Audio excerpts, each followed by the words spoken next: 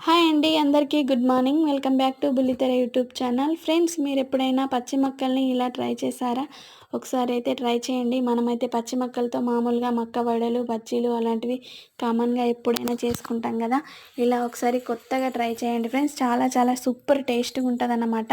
పచ్చి మొక్కలనైతే మనం ముక్కలు ముక్కలుగా దంచి పెట్టుకొని దీంట్లోకి కొన్ని పచ్చిమిరపకాయలు, ఆనియను, వెల్లుల్లి, కరివేపాకు, కొత్తిమీరాకైతే రెడీ చేసి పెట్టుకొని మనం బౌల్‌లో ఆయిలేసుకొని, ఆయిల్‌లో కొంచెం ఆవాలు, పచ్చిమిరపకాయలు, జీలకర్ర, వెల్లుల్లి, ఆనియన్స్ ఫ్రై చేసుకోవాలా. ఫ్రై చేసుకున్న తర్వాత కొంచెం సాల్ట్ వేసి కలుపుకున్న తర్వాత మనం దంచి పెట్టుకున్న మక్కల్ని, కరివేపాకుని, కొత్తిమీరని అందులోనే వేసుకొని ఒక 5 మినిట్స్ ఉడకనివ్వాలి. ఉడికిన తర్వాత మళ్ళీ కారం వేసుకొని మళ్ళొక 5 మినిట్స్ ఉడికిన తర్వాత రెడీ.